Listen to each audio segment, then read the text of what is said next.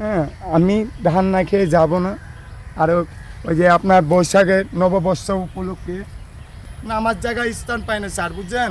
তারাই আমাকে বলছে আমাদের একটু ব্যবস্থা করে দেন স্যার। ইনশাল্লাহ। এটা তো শক্ত হয়ে গেছে মনে হয়। হ্যাঁ, আর মনে এরকম চাইছিলাম, আমার তো অরিজিনাল জমিনের মালিক না, আমি এই পথেই ছেলে, বুঝছেন? আমার জীবনের ইচ্ছা ছিল, ইনশাল্লাহ আমার ইচ্ছা আগাইতে আছে। আর আমার ফুলে বাগান আছে সামনে, ওই যে মেলা ফুলে বাগান। হ্যাঁ, বড় বড় ফুলে বাগান স্যার, দেখলে মন ভরে যাবে।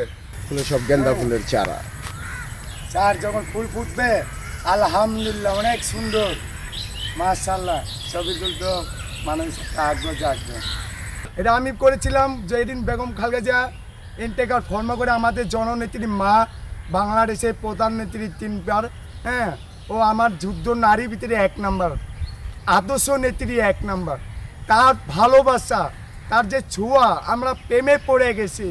পরে ওই 1500 থেকে বোতল কুড়িয়ে বিক্রি করে ইনশাল্লাহ আমি ঢাকা শহর দিই, এমন অতুর জায়গা আমি এখানে ধান চাষ করে, এমনকি ধান হচ্ছে ইনশাল্লাহ। হ্যাঁ, আর আমি নিয়ত করছি আমি ঢাকা শহর দিতে যত পাগল আছে সবাইকে নিয়ে একসাথে ভাত খাবো।